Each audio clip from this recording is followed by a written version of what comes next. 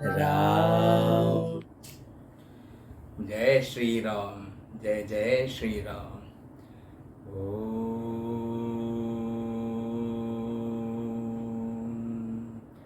ओम श्री गणेशाय नमः। ओम दादुराम सतराम बाबा की जय। ओम पार्वती रूपे कालिंदी माँ यमी यमी नमः। ओम श्री हनु हनु हनु हनु हनुमंते नमः। मेरी माता पिता को मेरा कोटि कोटि नमन, साष्टांग दंडवत। सियावर रामचंद्र जी की जय, पवन सुत हनुमान जी की जय, उमापति महादेव की जय, शिव शंकर पार्वती माता की जय, भो नंदीश्वर बाबा की जय, बोलो सब संतन की जय। जय जय राम कृष्ण हरि, जय जय गोविंद मुरलीधारी, जय राम कृष्ण हरि, जय जय गोविंद मुरलीधारी, जय जय राम कृष्ण हरि, जय जय गोविंद मुरलीधारी, जय जय राम कृष्ण हरि, जय जय गोविंद मुरलीधारी, जय जय राम कृष्ण हरि, जय जय गोविंद मुरलीधारी, जय जय राम कृष्ण हरि, जय जय गोविंद मुरलीधारी, जय जय राम कृष्ण हरि, जय जय गोविंद मुरलीधारी, जय जय राम कृष्ण हरि, जय जय गोविंद मुरलीधारी, जय जय राम कृष्ण हरि, जय जय गोविंद मुरलीधारी, जय जय राम कृष्ण हरि, जय जय गोविंद मुरलीधारी, जय जय राम कृष्ण हरि, जय जय गोविंद मुरलीधारी, जय जय राम कृष्ण हरि, जय जय गोविंद मुरलीधारी, जय जय राम कृष्ण हरि, जय जय गोविंद मुरलीधारी, जय जय राम कृष्ण हरि, जय जय गोविंद मुरलीधारी, जय जय राम कृष्ण हरि, जय जय गोविंद मुरलीधारी, जय जय राम कृष्ण हरि, जय जय गोविंद मुरलीधारी। बोल सियापति रामचंद्र जी की जय, पवन सुत हनुमान जी की जय, बोलो जयकारा बोल मेरे श्री गुरु महाराज की जय, बोल साचे दरबार की जय, बोलो सब संतन की जय, सारे साधु महात्मा ब्राह्मण वर्ग गुरुजनों की जय। और अब मेरे साथ प्रभु भक्तों को मेरा साष्टांग प्रणाम। जय श्री राम, जय जय श्री राम। तो आइए अब हम आगे हमारी कथा को शुरू करते हैं। हनुमान जी भी आ चुके हैं, वे भी हमारे साथ हमारे हृदय में विराजते हैं। हमेशा जहां राम कथा होती है वहां हनुमान जी ना आए ऐसा तो हो ही नहीं सकता। तो मेरे बाबा भी मौजूद हैं और हम इस समय राम जी की श्री रामचरितमानस, तुलसीदास जी द्वारा लिखित श्री रामचरितमानस के पात्र और सारे देवी देवता गणों के वंदन के भाग में है, जहां हम सबकी वंदना कर रहे हैं। और वंदना करने के साथ साथ हम हर पात्र को सूक्ष्म रूप से जान भी रहे हैं, यानी उनका इंट्रोडक्शन हो रहा है कि राम भगवान के पिता माता कौन थे, उनके भाई कौन थे, उनकी धर्मपत्नी कौन थी, शिव जी कौन थे, और शिव जी ने राम जी के लिए क्या क्या किया। राम जी जब धरती पर आए तो उनके साथ साथ कौन कौन देवी देवता गण आए, किस किस रूप में आए, ये सब चीजों का उल्लेख श्री रामचरितमानस में है। तो आइए अब हम सबकी वंदना को जारी रखते हैं। कपिपति रीछ निशाचर राजा, अंगदादि जे कीस समाजा, बंदौ सबके चरण सुहाए, अधम शरीर राम जिन पाए। कपिपति रीछ निशाचर राजा, यानी इसके पश्चात कपिपति कौन है? श्री सुग्रीव जी जो है उन्हें कपिपति यानी कपियों के राजा यानी सारे वानर वर्ग के राजा कहा गया है। श्री रीछ जो है, रीछ यानी जो श्री जामवन जी हैं वो बैर भालू का रूप में है। और विभीषण जी तथा समस्त अंगदादि वानरों के समूह की वंदना करता हूं जिनको उस अधम देह से भी श्री रामचंद्र जी की प्राप्ति हुई है। देखिए, प्रभु की प्राप्ति होना और प्रभु के दर्शन होना कितने दुर्लभ होते हैं। और इन सारे महानुभावों ने अब जो जो शरीर इनको मिला था, जैसे रीछ का शरीर मिला जामवन जी को, वानरों का शरीर मिला सुग्रीव जी को, एक राक्षस का शरीर था विभीषण जी का, तो ये सारे देह अलग अलग थे। यानी हम कहते हैं ना 84 लाख योनियां है, तो इन योनियों को समझो 84 लाख स्पीशीज। तो विभीषण जी एक राक्षस योनि से थे और जो जामवन जी थे वो रीछ की योनि यानी भालू की योनि से थे, भालू थे, लेकिन बड़े बलशाली थे, बड़े धीर वीर और स्थिर चित्त वाले व्यक्ति थे। और उनके साथ साथ सुग्रीव जी वानरों के राजा वो भी थे। तो इन सब का, और बाली के पुत्र अंगद जो है वो बड़े ही बलशाली है। उन्होंने तो रावण के दरबार में जाकर जो धूम मचाई थी उसको भी हम इस रामचरितमानस में देखेंगे कि अंगद ने किस प्रकार अपने कर्तव्य निष्ठा का परिचय दिया रावण के दरबार में जाकर, और किस प्रकार राम प्रेम के बारे में अंगद ने बताया और दर्शाया कि वे कैसे राम भक्त हैं। तो इन सभी महानुभावों को मेरा प्रणाम है, क्योंकि इन्होंने ऐसे अधम देह पाकर भी रामचंद्र जी को प्राप्त कर लिया। और हम देखो मनुष्य देह में हैं तो भी अब तक राम जी से दूर है। क्यों? हमें भी राम जी को पाना है और राम जी के चरणों का आश्रय लेना है। रघुपति चरण उपासक जेते, खग मृग सुर नर असुर समेते, बंधौ पद सरोज सब केरे, जे बिनु काम राम के चेरे। रघुपति चरण उपासक जेते, खग मृग सुर नर असुर समेते, यानी रघुपति जी के चरणों के जितने भी उपासक हैं, चाहे वे पक्षी रहे हो, मृग हैं, देवता हैं और समस्त मनुष्य तथा राक्षसों सहित जो श्री रामचंद्र जी के चरणा रविंदों के उपासक यानी भक्त हैं और जो निष्काम भाव से श्री रामचंद्र जी के दास हैं, मैं उन सभी के कमल रूपी चरणों की वंदना करता हूं। इसी प्रकार इस रामचरितमानस की कथा को जो मैं कह रहा हूं और इस कथा को जो देख रहे हैं, सुन रहे हैं, वे भी तो राम भक्त हैं। उन सारे राम भक्तों को मेरा कोटि कोटि प्रणाम।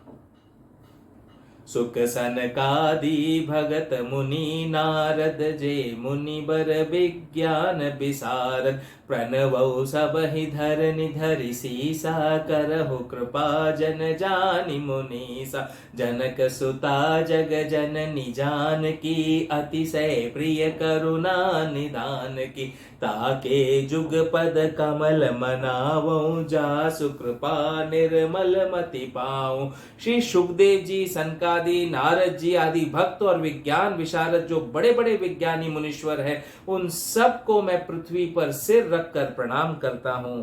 सारे ऋषिगणों को प्रणाम करता हूं कि वे अपने दास समझकर मुझ पर कृपा करें। जनक सुता जग जननी जानकी, अतिशय प्रिय करुणा निधान की। फिर जगत माता श्री जानकी जी यानी सीता मैया जो करुणा निधान श्री राम जी की अत्यंत प्रिया है, उनके दोनों चरण कमलों को मनाता हूँ, जिनकी कृपा से मुझको निर्मल बुद्धि प्राप्त होगी।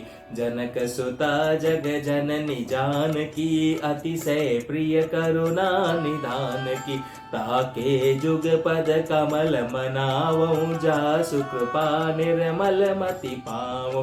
पुनि मन बचन कर्म रघुनायक, चरण कमल बंदौ सब लायक। राजीव नयन धरे धनुषायक, भगत विपति भंजन सुखदायक। आहा, मेरे रामचंद्र जी का कितना अच्छा और सुंदर उल्लेख है कि पुनि मन बचन कर्म रघुनायक, चरण कमल बंदौ सब लायक। फिर मैं मनसा वाचा कर्मणा यानी मन से, वचन से और कर्म से उन रघुकुल के नायक श्री रामचंद्र जी के चरण कमलों की वंदना करता हूँ। जो सब प्रकार से योग्य हैं, जिनके कमल जैसे सुंदर नेत्र हैं, जो सर्वदा ही धनुष बाण धारण किए रहते हैं और जो अपने भक्तों को विपत्ति को नष्ट कर कर सुख देने वाले हैं, ऐसे प्रभु रामचंद्र जी को मेरा कोटि कोटि नमन। गिरा अरथ जल बीच सम, कहियत भिन्न भिन्न, बंदौ सीता राम पद, जिनहि परम प्रिय खिन्न, सियावर राम जय जय राम। मेरे प्रभु राम जय जय राम, सियापति राम जय जय राम। मेरे प्रभु राम जय जय राम। और ऐसे श्री सीताराम जी में केवल वाणी और उसके अर्थ तथा जल और तरंग सा ही भेद है।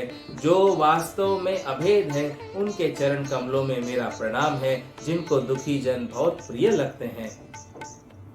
बंदौ राम बंदौ नाम राम, रघुबर को हेतु कृसानु भानु हिम कर को, विधि हरिहर मय वेद ग्रान, सो अगुण अनुपम गुण निदान, सो महामंत्र जोई जपत महेशु, काशी सुकुति हेतु उपदेशु, महिमा जासु जान गण राउ, प्रथम पूजियत नाम प्रभाव, न जान आदि कवि नाम प्रतापु, भयो शुद्ध करि उल्टा जापु, सहस नाम सब सुनि शिव बानी, जपि जय पिय संग भवानी, हर्षे हेतु हेरि हरहि को, किय भूषण तिय भूषण ती को, नाम प्रभाव जान शिवनी को, कालकूट फल दिन अमी को, वर्षा ऋतु रघुपति भगति, तुलसी साली सुदास,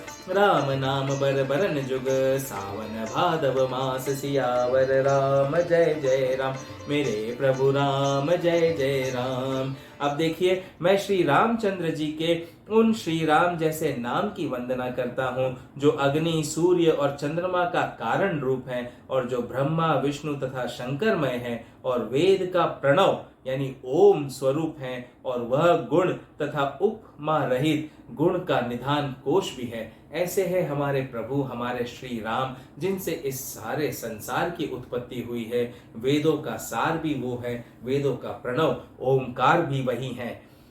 जिस महामंत्र को शिवजी जपा करते हैं और जो काशी में वास करने वाले प्राणियों की मुक्ति के लिए उपदेश रूप है, अथवा इसी नाम का उपदेश करते हैं, और जिस नाम की महिमा को श्री गणेश जी भली भांति जानते हैं, क्योंकि वे इसी नाम के प्रभाव से देवताओं में प्रथम पूजनीय हुए हैं और पूजे जाते हैं। देखिए, यहाँ कहा गया है कि राम नाम में जो शक्ति है, राम नाम का जाप तो स्वयं महादेव शिव शंभु भोलेनाथ भी करते हैं, और इन्हीं राम नाम का जाप गणेश जी भी करते हैं, जिनकी कृपा के कारण, इस राम नाम के जाप के कारण गणेश जी सारे देवी देवताओं में प्रथम पूजनीय है। तो राम नाम में इतनी शक्ति क्यों है और कैसे है, ये सब हम रामचरितमानस में देखेंगे। इसको ये भी समझेंगे कि जो जीव शुद्ध चित्त होता है और जो धर्म के मार्ग पर चलता है, अपने सारे कर्मों को बिना किसी भेद के, बिना किसी फल की इच्छा के करता है, उसके नाम में ही अपने आप शक्ति इतनी आ जाती है कि सारा संसार उसे पूजता है। ऐसे मेरे राम जो हैं, वो तो प्रभु हैं, साक्षात पर ब्रह्म श्री हरि हैं, तो उनके नाम में तो शक्ति कैसे नहीं हो सकती है। उसी नाम का जाप तो हनुमान जी महाराज भी जपते हैं। इस नाम के प्रभाव को आदि कवि किसे कहा गया है? महर्षि वाल्मीकि जी को। महर्षि वाल्मीकि जी वो हैं जिन्होंने रामचरितमानस की रचना की त्रेता युग में। जैसे जैसे उन्होंने रामचरितमानस में लिखा, वैसे वैसे राम के जीवन में घटनाएं घटित होती रहीं। तो इसके नाम के प्रभाव को तो वाल्मीकि जी भी जानते थे, जिनका उल्टा जाप मरा मरा करके वे सिद्ध हो गए। उसी नाम को सहस्त्र नाम के समान शिव जी के मुख से सुनकर पार्वती जी ने उसे जप कर शिव जी के साथ भजन किया। तो देखिए, वाल्मीकि जी के बारे में लिखा हुआ है, उनकी भी कथा कहेंगे। वाल्मीकि जी की कथा ऐसी थी कि वे जो है आदि काल में यानी त्रेता युग में हुआ करते थे, महाकवि थे। लेकिन वो महाकवि कब बने और कैसे बने, और उससे पहले वाल्मीकि जी क्या थे, उनकी कथा को भी जानना अवश्य है। क्योंकि देखिए, रामायण पढ़ने का मुख्य उद्देश्य क्या है और मेरा मुख्य उद्देश्य क्या है कि हमारे आने वाली पीढ़ी और अभी जो छोटे बच्चे हैं, बालक हैं, ये सब समझ सके कि भाई जीवन को कैसे जिया जाता है, रामायण में क्या क्या रचनाएं दी हुई है, किन किन चीजों के बारे में दिया हुआ है, इसका उल्लेख मैं अभी आप लोगों को बताऊंगा। बड़े ध्यान से सुनना आप, और उसके बाद में मैं आपको लेकर चलूंगा वाल्मीकि जी की कथा के साथ में कि कैसे वे वाल्मीकि बने और कैसे उन्होंने रामायण की रचना की और क्यों उनका नाम वाल्मीकि पड़ा, ये भी बताऊंगा। लेकिन इससे पहले ही जानते हैं कि रामचरितमानस की महिमा क्या है, इसमें हम क्या क्या सीखेंगे और इसको पढ़ने से हमें क्या क्या ज्ञान मिलेगा। ज्ञान आवश्यक है, इस चीज को हमेशा हर इंसान को समझना है, क्योंकि ज्ञान से ही तो भक्ति मिलती है और भक्ति से ही ज्ञान और बढ़ता है। तो इसलिए आइए सुनते हैं कि रामायण की महिमा क्या क्या है। तो अब ध्यान से सुनिएगा कि इस पूरे रामायण से हम क्या क्या सीखेंगे। हम जब मूवीज देखते हैं, इतने सारे फिल्म देखते हैं, आजकल साइंस है, टेक्नोलॉजी है, कितना आगे जा चुके हैं, और उन मूवीज में हम कई बार समय यात्रा के बारे में सुनते हैं, यानी टाइम ट्रैवल जिसे कहते हैं, समय यात्रा, टेलीपोर्टेशन, यानी एक स्थान से दूसरे स्थान पर चले जाना, है ना। ये हमने खाली फिल्मों में देखा है, लेकिन क्या ये वास्तव में थे? टेलीपोर्टेशन यानी एक स्थान से दूसरे स्थान पर चले जाना, या समय का ट्रैवल मतलब एक समय से दूसरे समय में, पास्ट में चले जाना, पास्ट से प्रेजेंट में, प्रेजेंट से फ्यूचर में चले जाना, क्या ऐसा था? क्या इमॉर्टैलिटी यानी जीवन का दीर्घायुपन था इस संसार में? मल्टीवर्सेस यानी ये एक पृथ्वी है, एक धरा है यहाँ पर, क्या ऐसे हजारों करोड़ों धरतियां हैं, ऐसे अनेक ब्रह्मांड हैं? क्या उनके बारे में हम क्या जानते हैं और वो मौजूद भी है, वास्तव में है या नहीं है, ये भी हम जानेंगे रामायण से। इसके साथ साथ हम ये भी जानेंगे कि क्या भाई आत्माओं का अस्तित्व होता है। कई लोगों से सुना, कई फिल्में हम देखते हैं कि आत्माएं हैं और हमारे साथ में, हमारे बीच में ही रहती भी हैं। कई अच्छी आत्माएं होती हैं, कई बुरी आत्माएं होती हैं। क्या ये आपके साथ में कनेक्ट कर सकते हैं, उसके बारे में हम जानेंगे। लेकिन इससे ज्यादा ज्ञान हम किसके बारे में लेंगे कि भाई जीवन क्या है, आप इस ब्रह्मांड में पृथ्वी पर क्यों आए हैं, आपके आने का मुख्य उद्देश्य क्या है, ज्ञान और भक्ति में अंतर क्या है, मतलब ज्ञान श्रेष्ठ है या भक्ति श्रेष्ठ है, या दोनों ही एक दूसरे के परस्पर हैं और दोनों ही एक दूसरे के बिना रह नहीं सकते हैं। इनमें क्या है भेद या भेद नहीं है, वो सब हम रामचरितमानस में देखेंगे। जीवन में जितनी चुनौतियां आती हैं, उन चुनौतियों का सामना कैसे करना होता है, यानी लाइफ के चैलेंजेस को how are you supposed to face them and how are you supposed to overcome them or win over them, यानी जीवन की चुनौतियों पर विजय कैसे प्राप्त करना है, वो भी हम रामचरितमानस में सीखेंगे। और पात्रों की बात कहे तो भाई इसमें एक से एक पात्र है रामायण में।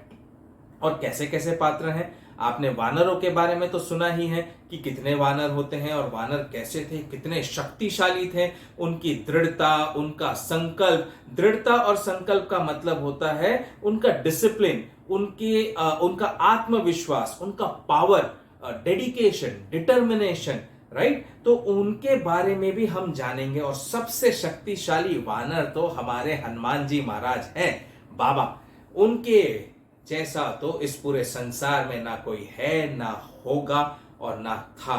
वे तो शिव जी के 11वें रुद्र हैं और उनकी शक्ति और उनकी भक्ति के बारे में भी हम इसी रामचरितमानस से जानेंगे कि भक्ति किसे कहते हैं और शक्ति किसे कहते हैं, और सर्वशक्ति संपन्न होने के बाद भी अपने आप पर संयम कैसे रखा जाता है। यानी आप संसार में रहते रहते अगर आपके पास खूब सारा धन, ऐश्वर्य, वैभव सब कुछ आ गया, तो उसके बाद भी अपने आप पर संयम रखते हुए उस धन, ऐश्वर्य, वैभव और शक्ति का सदुपयोग किस प्रकार करना चाहिए, ये तो हमें हनुमान जी बहुत अच्छी तरह से, हनुमान जी के चरित्र से हम सीखेंगे इन चीजों को। इसके अलावा अगर हम जानेंगे कि भाई राक्षसों के बारे में सुना है आपने, तो हम जानते हैं सबसे पहला नाम क्या आएगा आपके मन में? रावण। सबसे बड़ा राक्षस, है ना। तो रावण जैसा राक्षस तो था ही नहीं, इतना वीर, इतना ब्रेव, इतना शक्तिशाली। और राक्षस होने के साथ साथ वो शिव जी का सबसे बड़ा भक्त और पुजारी भी था। भगवान भोले शंकर भोलेनाथ महादेव का भक्त था और उनसे कई सिद्धियां प्राप्त कर ली थी। तो ऐसे रावण के जीवन के चरित्र को भी हम इस रामचरितमानस में देखेंगे और सीखेंगे। इतना ही नहीं, इस रामचरितमानस में एक कौवे की भक्ति क्या लेकर आई उसके जीवन में और उसे क्या बना दिया। कौवा जो है यानी काग भुषुंडी जी, उनका नाम पड़ा काग भुषुंडी जी। और इन्होंने अपने जीवन में क्या क्या किया, कितने जीवन कितने योनियों में जाने के बाद में फिर जाकर इन्हें ऐसा स्वरूप मिला जहां इनको राम के दर्शन मिले। तो एक कौवे के देह में उन्होंने राम के दर्शन कैसे प्राप्त किए और कैसे उनकी भक्ति में लगे और भक्ति और ज्ञान के द्वंद्व से वो कैसे ऊपर उठे, वो भी हम रामचरितमानस में देखेंगे। एक भालू, एक रीछ की शक्ति, अभी अभी मैंने कहा जामवन जी, तो जामवन जी में कितनी शक्ति है। वो त्रेता युग से लेकर द्वापर तक रहे, राम जी के भी दर्शन किए, कृष्ण जी के भी दर्शन किए, यानी इतना लंबा समय, लॉन्जिविटी ऑफ लाइफ, इतना लंबा समय कैसे जिया उन्होंने, भक्ति की शक्ति से या अपने ज्ञान की शक्ति से, वो हम देखेंगे। एक आदिवासी की दोस्ती के बारे में हम जानेंगे कि मित्रता कैसी होती है और मित्रता जहां होती है वो ऊंच नीच भेद भाव बड़ा छोटा कुछ भी नहीं देखती, उसके बारे में हम सीखेंगे। एक गिद्ध की ताकत, गिद्ध यानी समझते हो वल्चर, एक वल्चर की कथा है इस रामचरितमानस में कि किस प्रकार उस वल्चर ने यानी गिद्ध ने बुराइयों के साथ में लड़ाई की और उसका सामना किया। शक्ति तो गिद्ध में होती ही है बहुत भयंकर, लेकिन बुरी शक्ति उससे भी ज्यादा ताकतवर होने के बावजूद भी how did that vulture fight against the evil, that is also what we are going to see in this Ramcharitmanas. फिर पिछला जीवन, वर्तमान जीवन, मृत्यु के बाद क्या होता है, पुनर्जन्म में क्या होता है, वो सब हम देखेंगे। उसके साथ साथ हम देखेंगे भाई गलतियां और आरोप, यानी रामचरितमानस में कहां कहां किन किन लोगों से क्या क्या गलती हुई, आरोप प्रत्यारोप क्या हुआ, वरदान और शाप के फायदे। तो श्राप और वरदान तो आप जानते हैं, वरदान यानी बून और श्राप यानी कर्सेस। तो वरदान भी कभी कभी फायदेमंद नहीं होता और बहुत बड़ा नुकसान पहुंचा जाता है, और कभी कभी कोई श्राप ऐसा होता है जो श्राप लगने में तो ऐसा लगता है कि भाई हमारा पूरा जीवन नष्ट हो गया है, लेकिन वही श्राप हमारे लिए वरदान जैसा साबित हो जाता है। तो ये भी हम रामचरितमानस में देखेंगे कि देखिए संसार में प्रभु की लीला जो है ना बहुत अपरंपार है। हरि कथा और कथा अनंता, यानी हरि अनंत हरि कथा अनंता, तो यानी हरि भी अनंत है, उनकी कथा भी अनंत है, और उनकी कथाओं से, अनंत कथाओं से हम अनंत ज्ञान का लाभ उठा सकते हैं। इस रामचरितमानस में हम देखेंगे श्रवण जैसे पुत्र का प्रेम, माता पिता के प्रति प्रेम, उनका बलिदान, श्रवण कुमार ने कैसे अपने माता पिता के लिए स्वयं को बलिदान किया, असली सच्चे समर्पित शिक्षक और अनुशासित छात्रों के बारे में, यानी एक टीचर और स्टूडेंट का रिलेशनशिप कैसा होता है और कितनी रिस्पेक्ट होती है, कितना आदर होता है, वो हम देखेंगे। गुरु शिष्य परंपरा को जानेंगे। आज के संसार में तो एजुकेशन को बिजनेस बना रखा है, ये बिजनेस नहीं है। कब से हमारी मानसिक स्थिति ऐसी हो गई है कि हम एजुकेशन को बिजनेस बनाकर चला रहे हैं। हमारे लिए तो हमारी संस्कृति में गुरु शिष्य परंपरा थी, जहां गुरु अपने पास का ज्ञान शुद्ध हृदय से बच्चों में बांटते थे और बच्चे और माता पिता अपनी प्रसन्नता से गुरु को साक्षात आदर सहित गुरु दक्षिणा देते थे। ये हमारी गुरु शिष्य परंपरा थी। दोनों ही तरफ, गुरु की तरफ से भी और शिष्य की भी तरफ से सच्चे मन से गुरु शिक्षा देते थे और सच्चे मन से जो शिष्य थे वो शिक्षा ग्रहण करते थे। वो कैसे होता था वो भी हम रामचरितमानस में देखेंगे। भाइयों के बीच का प्यार, आपस में भाइयों में प्यार कैसा होना चाहिए, कितना होना चाहिए, और प्यार की कोई सीमा नहीं होती है। ये तो राम, भरत, लक्ष्मण और शत्रुघ्न जी के जीवन चरित्र से हम सीखेंगे। उसी के साथ साथ महान माताओं के बलिदानों के मुकाबले बेटे के लिए एक माँ का छल और साजिश वो भी हम देखेंगे कि एक तरफ तो एक ऐसी माता है जो अपने प्रेम के लिए, बच्चों के प्रेम के लिए अपना सर्वस्व न्यौछावर कर देती है, और एक तरफ दूसरी माता ऐसी है जो अपने ही पुत्र के साथ में छल करती है। लेकिन उस छल के पीछे भी क्या कारण था, क्या भेद था, और किस कारण एक मां को कुमाता सारे संसार के सामने बनना पड़ा? क्या सही में वो माता कुमाता थी, या संसार के लिए उन्हें भी ये बड़ा बलिदान या त्याग करना पड़ा? ये भी हम रामचरितमानस में जानेंगे। वफादार, कर्तव्यनिष्ठ, बलिदानी, प्यार करने वाली पत्नी कैसी होती है, एक पत्नी के लक्षण क्या होते हैं, एक पतिव्रता नारी कैसी होती है, उसके बारे में तो बहुत अच्छे से विवरण दिया हुआ है। माता अनुसुईया ने रामचरितमानस में बताया, सीता माँ से भी कहा कि देखो एक पत्नी, पतिव्रता नारी जो होती है, उसके लक्षण, उसके हाव भाव, उसके विचार, व्यवहार कैसा होता है, धर्म संगत होता है, वो सब विवरण यहाँ पर दिया हुआ है। और उसी प्रकार अगर पत्नी पतिव्रत होती है तो पति को भी पत्नी व्रत होना होता है। ये दोनों एक ही शरीर के दो भाग है। तो इसलिए अगर पत्नी के लिए कुछ नियम है तो पति के लिए भी नियम है भाई। रामचंद्र जी ने बताया इस रामचरितमानस से कि वे सदैव आजीवन एक पत्नी व्रत रहे, और एक ही पत्नी के प्रति अपनी निष्ठा, अपने कर्तव्य परायणता को निभाया, उन्हीं से प्रेम किया, और अपनी पत्नी को छोड़ बाकी सारी नारियां बहन और माताओं समान ही जानी। ऐसा ही संसार में हर इंसान को होना चाहिए। ये भी हम रामायण में जानेंगे। सच्चाई क्या होती है, ईमानदारी, अनुशासन, न्याय, विनम्रता, समानता, सभी के लिए प्यार और सम्मान, सुरक्षा, बलिदान, स्वास्थ्य और फिटनेस, बहादुरी, रणनीति, दुश्मन के लिए प्यार और सम्मान, दुश्मन के लिए भी प्यार और सम्मान, अनुशासित युद्ध शालीनता और परिवार का महत्व, सबके प्रति वफादारी निभाना, शक्तिशाली लेकिन दयालु भी होना। अहिंसा तो प्रेम है, अहिंसा के साथ में शांति भी है, लेकिन जहां धर्म की हानि हो रही हो वहां तो विनाशकालय विपरीत बुद्धि वाले लोगों को सबक सिखाना ही पड़ता है। वो भी हम यहाँ पर इस रामचरितमानस में सीखेंगे। तो गोस्वामी तुलसीदास जी द्वारा रचित श्री रामचरितमानस रामायण संपूर्ण श्लोक, दोहे और हिंदी अर्थ सहित आप इस रामचरितमानस को मेरे मुख से सुनेंगे, और मेरे मुख से राम जी के चरित्र के साथ साथ मेरे भी जीवन के चरित्र के बारे में बहुत कुछ मैं आपसे कहूंगा, और उसका आपको लाभ होगा।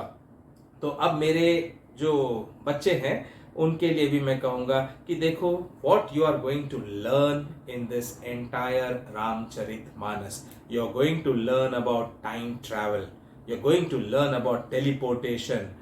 Do they exist or existed in life? That you're going to learn. Was there anything called as immortality? We keep on talking about mortal and immortal. So, did immortality exist, or does it exist today as well? Are there multiverses? Are they real in life? Are there other dimensions or multiple universes in the entire galaxies, you know? So where is hell? Where is heaven?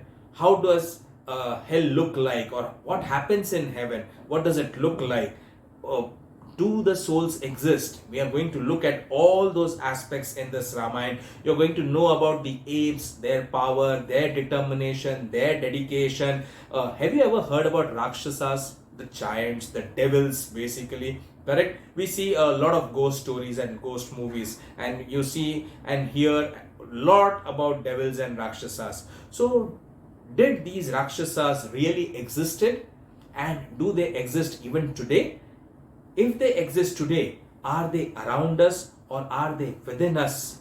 That's what we are going to learn and understand from Ramcharitmanas. Understand, this is a book which is going to give you enormous knowledge. It is going to teach you about devotion of a crow. How did a crow attain immortality? By being devoted. We are going to learn over here the power of a bear, the ultimate bravery of a vulture. How did the vulture fought against the evil. That is what we are going to learn. We are going to see a friendship of the tribal in this case. We are going to learn about Mata Shabri. Mata Shabri was a poor old lady living in the forest, and a very poor life she was living, only in the with the entire one objective, that she wanted to meet Sri Ram. She wanted to look at Ram, take his blessings, and as well as get love from him. So we are going to learn about that kind of devotion and love as well from Mata Shabri. You're going to learn about a lot of pros and cons of boons and curses. So sometimes we always say that boons are fruitful and curses are always like poison. So is it always true? Sometimes no. Sometimes your boons sound like curses. They appear like curses, and they give you that kind of poison. And sometimes some curses help you out. So what does this mean? This means, it suggests that in life many times such challenges comes in front of you, such failures comes in front of you, you feel devastated, you feel frustrated completely.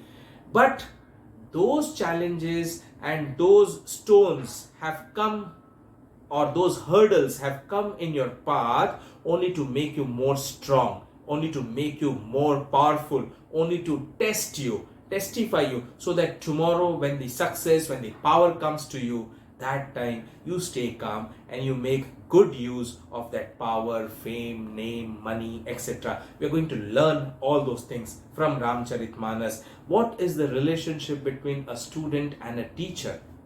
What is respect? What is honor? What is discipline? What is obedience? Everything we are going to learn in this. How should be the love between you and your brothers? What kind of sacrifices should you be ready to willingly give for your family, for your brothers, for your sisters? We are going to see that in Ramcharitmanas. We are going to look at the love of a mother, the love of a wife, a love of a husband. A very great husband is one who is pure hearted and who looks at his wife as wife, the rest all other ladies and girls as daughters and mothers, and respect them that way. That is called keeping control on yourself and being pure at heart. The same thing goes true for a wife also.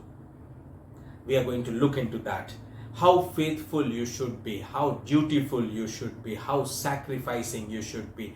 We should be learning everything that from Ramcharitmanas.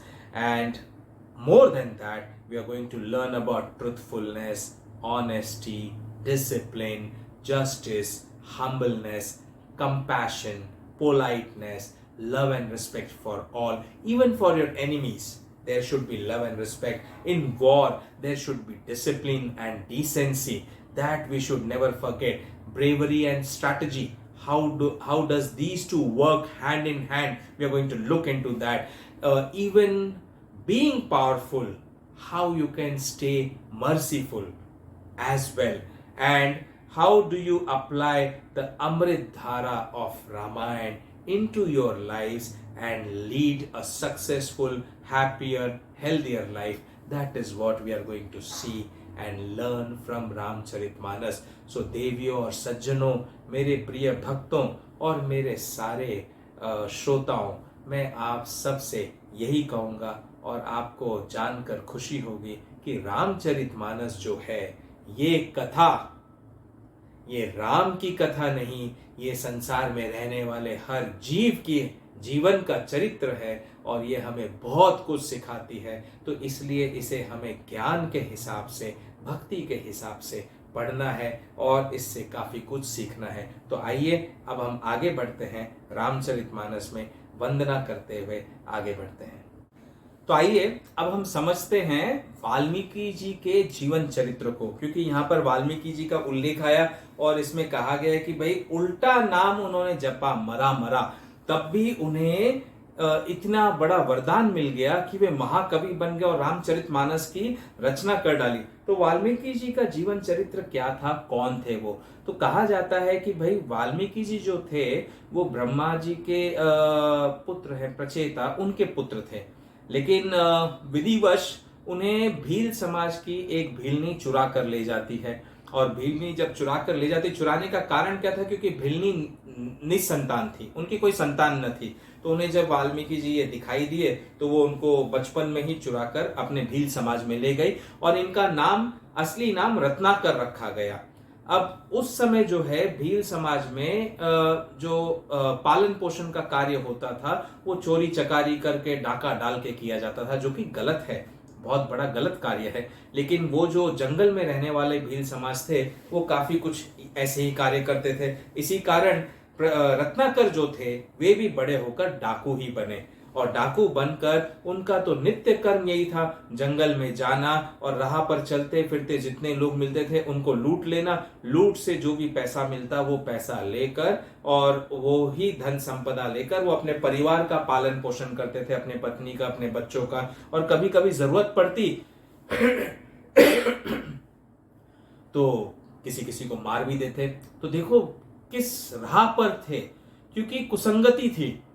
जब कुसंगति होती है तो इंसान की मति जो है ना, जीव की फिर जाती है, वो माया में, मोह में, लोभ में इस प्रकार डूब जाता है कि उसे अच्छा क्या है, बुरा क्या है, राइट क्या है, रॉन्ग क्या है, इसके बारे में कोई डिफरेंस ही नहीं समझ में आता है, कोई भेद ही नहीं दिखाई देता है। उसके लिए तो जो वो कार्य कर रहा है वो अच्छा है। तो रत्नाकर भी अपना जीवन इसी प्रकार व्यतीत करने लगे। जीवन में रोज जाते, रोज चोरी चकारी करना, कभी किसी को मार देना, लूटपाट करके सामान ले आना और अपने परिवार का पालन पोषण करना, लेकिन सुख ही नहीं थे वहां पर।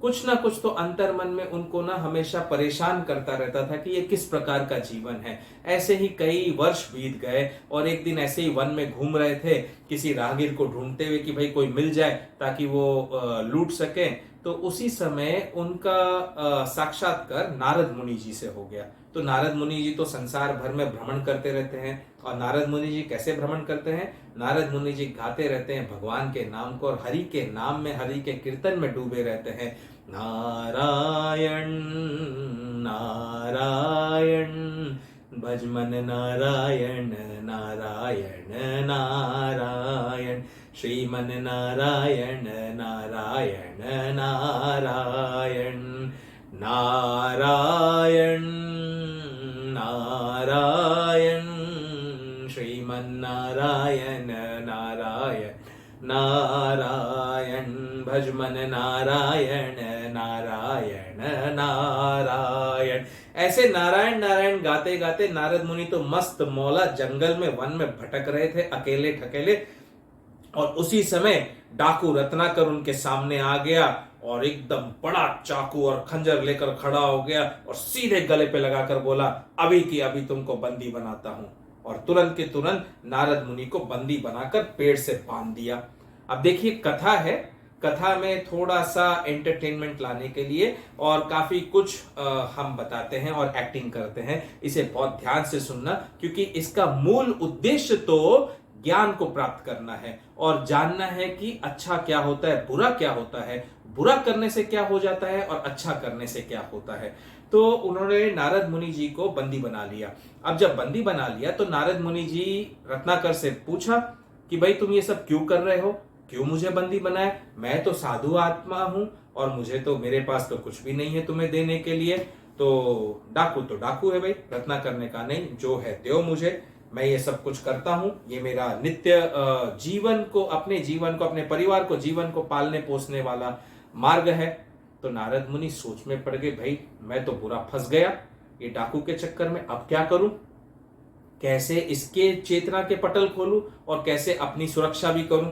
तो नारद मुनि जी कहा, भाई ठीक है, तुम मुझे मारना चाहते हो तो मुझे मार दो, कोई बात नहीं, लेकिन पहले ये तो बताओ तुम जो कार्य कर रहे हो, ये लोगों को मारना, लोगों को लूटना, तो लोगों को लूट कर मार कर तुम्हें पाप तो लग रहा है, इसका ज्ञान है तुम्हें? तो रत्नाकर बोला, हाँ लग रहा होगा, लेकिन ये मेरे जीविकोपार्जन का है तो इसमें पाप कैसा? मेरे को जीने के लिए ये करना पड़ रहा है तो ये तो पाप नहीं हुआ। नारद जी बोले, नहीं नहीं ऐसा नहीं है, जीविकोपार्जन के लिए यानी जीने के लिए भी आपको जो भी कर्म करना होता है वो ऐसा कर्म करना होता है जिससे किसी को भी नुकसान न पहुंचे, किसी को कष्ट न पहुंचे, किसी को कोई हानि न हो। आप तो जो कर्म कर रहे हो डकैती डालने का, मारने का, इससे तो सबकी हानि हो रही है, सबको कष्ट ही कष्ट मिल रहा है। अगर आपने किसी इंसान को, किसी आदमी को मार दिया तो उसकी पत्नी, उसके बच्चे बिना उसके कैसे जीवन का गुजारा करेंगे? तो उनके लिए तो कितना कष्टप्रद हो गया। और अगर आपने किसी की अपार धन संपदा लूट ली जो उसने मेहनत से कमाई है, उसको आपने चीटिंग करके या मार काट कर लूट लिया, तो वो बेचारा तो पूरे जीवन भर दरिद्र का जीवन जिएगा, तो उसके लिए भी कष्टप्रद हुआ। तो जो आप कर रहे हो पाप तो है। मैं साधु हूं, मुझे इस बात का ज्ञान है। और जब तुम ऊपर जाओगे भगवान के पास में, तो वो तुमसे पूछेंगे कि भाई इस पाप में तुमने ये पाप किया है, तो इस पाप में तुम्हारा कौन कौन साथी है बताओ। तो रत्नाकर ने सोचा, बोला साथी क्यों, मेरे पत्नी है, मेरे बच्चे हैं, ये मेरा साथ देंगे, क्योंकि उन्हीं के जीविकोपार्जन के लिए तो ये सारे काम कर रहा हूं। मुझे तो कुछ नहीं चाहिए, मैं तो वन में भटकते भटकते कोई भी फल फूल खा सकता हूं। तो नारद मुनि बोले, अच्छा तुम्हारे पत्नी और बच्चे ये तुम्हारा साथ देंगे जब तुम ऊपर जाओगे, और जब तुम्हें नर्क में भेजा जाएगा वो तुम्हारे साथ नर्क में जाएंगे, तुम्हें लगता है? बोला हाँ हाँ। बोले जाओ, मैं तो यहां पर बंदी हूं, तुमने मुझे बांध रखा है, एक बार जाकर अपनी पत्नी बच्चों से पूछ आओ कि वो तुम्हारा साथ देंगे या नहीं देंगे। अब रत्नाकर थोड़ा सा कश्मकश में आ गया। तो रत्नाकर ने सोचा, चलो ये साधु कह रहा है तो एक बार जाने में क्या जाता है, मेरे पत्नी बच्चे हैं, उनके लिए मैं सारे कार्य कर रहा हूं, तो मेरा साथ तो देंगे ही देंगे। चाहे मैं नर्क में जाऊंगा तो नर्क में जाएंगे, मैं स्वर्ग में जाऊंगा तो स्वर्ग में जाएंगे मेरे साथ में। तो रत्नाकर जी वहां पहुंचे अपने कुटिया में, और कुटिया में जाके पत्नी को, बच्चों को बैठाकर सारा घटनाक्रम बता दिया कि भाई जो जो हुआ। और फिर पत्नी बच्चों से कहा कि देखो, तुम लोगों के लिए ही मैं ये सारे कार्य करता हूँ, रोज डकैती डालता हूँ, कभी किसी को लूटता हूँ, कभी किसी को मारता हूँ, ताकि तुम्हारा जीविकोपार्जन हो सके, बच्चे पढ़ाई लिखाई कर सके अच्छे से और अच्छे राह पर चल सके। तो जब मैं ऊपर जाऊंगा तो मुझे तो इसका कार्य का बहुत दोष लगेगा, और दोष लगेगा तो मुझे स्वर्ग में तो नहीं भेजेंगे, मुझे नरक में भेजेंगे। तो तुम सब मेरा साथ दोगे ना? तो आपको पता है उनकी पत्नी ने क्या जवाब दिया और उनके बच्चों ने क्या जवाब दिया? पत्नी ने कहा, कैसी बात करते हैं, हमारा पालन पोषण करना, हमारा रोज के जीविकोपार्जन का ध्यान रखना, ये तो आपका कर्तव्य है, आपका कर्म है, ये तो आपको करना ही करना है। लेकिन आप उसके लिए क्या करते हैं और किस प्रकार के कर्म करते हैं, उसमें हम आपके साथ ही कैसे हो सकते हैं? बस पत्नी बच्चों का इतना कहना था और रत्नाकर के चेतना के पटल खुल गए। अरे रे रे रे, ये मैंने क्या कर दिया, जिनके लिए मैं ये सारे पाप के कार्य कर रहा था यही मेरा साथ नहीं देंगे, तो मैं किस लिए कर रहा था ये पाप पूर्ण कार्य और दोष पूर्ण कार्य? और तुरंत वहां से भागे भागे भागे सीधा के नारद मुनि के चरणों में गिर पड़े और गिरकर बोले, हे मुनीश्वर, आप कौन हो, मुझे दर्शन दीजिए, बताइए कि आप कौन हो। मैंने तो अपना पूरा जीवन अब तक का सारा व्यर्थ कर दिया, ये मैंने क्या कर दिया? हाय, मैं तो चोरी चकारी डकैती में पड़ गया, और पढ़कर मैंने कितने लोगों को कष्ट पहुंचाया, कितने लोगों को हानि पहुंचाई, कितनों को तकलीफ पहुंचाई है। ऐसे तकलीफ देकर जीविकोपार्जन करने से क्या लाभ, इससे अच्छा तो मर जाना अच्छा है। तो नारद मुनि ने कहा, भाई पहले मुझे खोलो तो सही, तब तो मैं तुम्हें ज्ञान दूं। उन्होंने तुरंत नारद मुनि को खोला और उनसे बहुत क्षमा मांगी। तब नारद मुनि ने उनसे कहा कि भाई देखो रत्नाकर, जो तुमसे हुआ तो बहुत बड़ा दोष और बहुत बड़ा पाप, और जितना तुमने जितने जीवों को कष्ट पहुंचाया है, जितनी आत्माओं को कष्ट पहुंचाया है, जितने प्राणियों को तकलीफ दी है, उस सारे पाप कर्म का फल तो भोगना ही पड़ेगा। क्योंकि प्रकृति का नियम बड़ा कड़क है, फल तो आप चाहे पाप करोगे तो भी मिलेगा, पुण्य करोगे तो भी मिलेगा। ये आप सब माताएं, बहनें और मेरे भाई जानते हैं। तो रत्नाकर का भाई फिर इससे बचने का उपाय क्या है? तो ले, एक नाम केवल राम का, उनकी शरण में चले जाओ, सब कुछ त्याग कर प्रभु के शरण में चले जाओ और उनके ही नाम का जाप करो। देखो कभी ना कभी तो वो प्रसन्न होकर तुम्हें तुम्हारे सारे पापों से मुक्ति देंगे और तुम्हें सत्मार्ग दिखाएंगे। और ऐसा कहना था तो उसने रत्नाकर ने कहा, कौन सा नाम जपूं? तो बोले, राम राम जपो,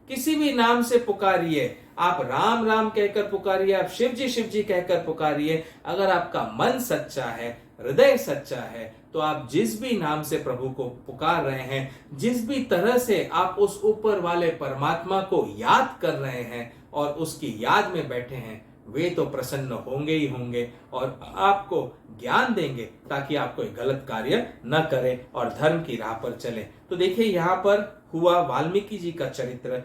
आशा करता हूं इससे आप सबने बहुत कुछ अच्छा सीखा होगा और समझा होगा। अब हम आगे पढ़ते हैं, रामायण में क्या कहा गया है।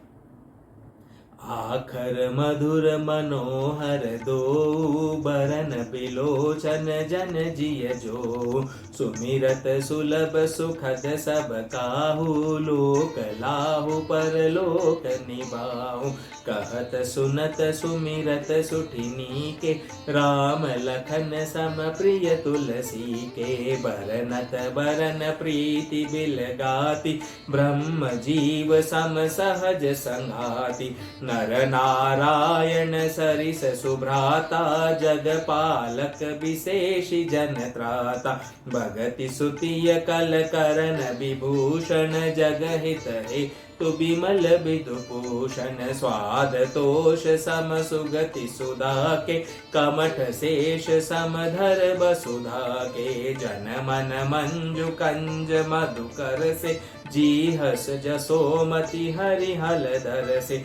एक छत्रु एक मुकुटमणि, सब बरननि पर जो, तुलसी रघुबर नाम के। बरन विराजत दो सियापति राम, जय जय राम मेरे प्रभु राम, जय जय राम। तो यहाँ कहा गया कि जैसे शिव जी भी राम जी का नाम का जाप करते थे, तब पार्वती जी की राम नाम पर ऐसी प्रीति देखकर श्री महादेव जी अत्यंत हर्षित हुए और उनको संसार की सब स्त्रियों की मुकुटमणि जानकर अपने अंग का आभूषण कर आधे शरीर में धारण कर लिया, अर्थात अर्धांगिनी बना लिया। और शिव जी ने भी पार्वती माता पर प्रसन्न होकर उन्हें अर्धांगिनी बना लिया। इस प्रकार श्री महादेव जी राम नाम के प्रभाव को अच्छी तरह जानते हैं, जिसके प्रभाव से कालकुट, यानी वो कालकुट क्या है, सबसे भयंकर विष है, हलाहल विष जो है, ने भी उनको अमृत सा फल दिया, अर्थात विष को भी पीकर वे अमर हो गए। आप सबको ज्ञात है कि जब अमृत मंथन हुआ था, अमृत मंथन में जब विष निकला, सारे संसार में हाहाकार मच गया। ये विष इतना भयंकर था, कालकुट विष था, हलाहल विष था, और इस हलाहल विष से सारा संसार, देवी देवता राक्षस सब डर गए और भय के मारे इधर उधर भागने लगे, सब जगह जलन जलन होने लगी। तब सब महादेव जी के शरण में आए और महादेव जी मेरे भोलेनाथ शिव शंकर, वे तो राम नाम में डूबे रहते हैं, राम तो उनके कंठ में राम नाम विराजता है। वे वहां पर प्रकट हुए और उन्होंने उस हलाहल विष को धारण किया और अपने कंठ में ही रोक लिया। तब से तो उनका नाम नीलकंठ हुआ। महादेव को नीलकंठ कहा जाता है। और हलाहल विष को पीने के बावजूद भी महादेव को किसी प्रकार का कोई कष्ट न हुआ। क्यों? क्योंकि उनके कंठ में तो राम राम बसे हुए हैं, उनके हृदय में राम राम बसे हुए, उनके रोम रोम में राम राम बसे हुए हैं। ऐसे है मेरे राम की नाम के महिमा। श्री रामचंद्र जी की भक्ति वर्षा ऋतु रूप है और अच्छे दास ध्यान के स्वरूप है, जो श्री राम नाम रूपी श्रावण और भादो के 2 महीनों को पाकर चढ़ते अर्थात उन्नति करते हैं। क्योंकि रकार और मकार ये दोनों अक्षर अत्यंत ही मधुर और मन को हरने वाले हैं, और जो सब वर्णों अक्षरों के ऊपर रहने से ये मन के नेत्र रूप है और भक्तों के तो जीवन यानी कि प्राण है, जो स्मरण करने से सुलभ और सबको सुख देने वाले हैं। क्योंकि इससे सांसारिक लाभ तो होता ही है, साथ ही परलोक में भी निर्वाह हो जाता है। रकार और मकार, रकार यानी रा और मकार यानी म, तो रा और म ये दोनों अक्षर से मेरे राम का नाम बना है। तो हमें जोर से बोलना चाहिए जय श्री राम, और जय श्री राम बोलते समय किसी प्रकार का भय नहीं करना चाहिए, क्योंकि हम हमारे परमात्मा को याद कर रहे हैं, और उन्हें याद जब हम करते हैं तो कोई दुष्ट, कोई भी दुष्ट जन क्यों ना हो, हमें किसी का भय नहीं है, क्योंकि हम हमारे परमात्मा को याद कर रहे हैं, उनसे प्रेम करते हैं और उनसे ही भक्ति और शक्ति और ज्ञान पाते हैं। लेकिन अपनी शक्ति का, अपनी भक्ति का कभी दुरुपयोग नहीं करते।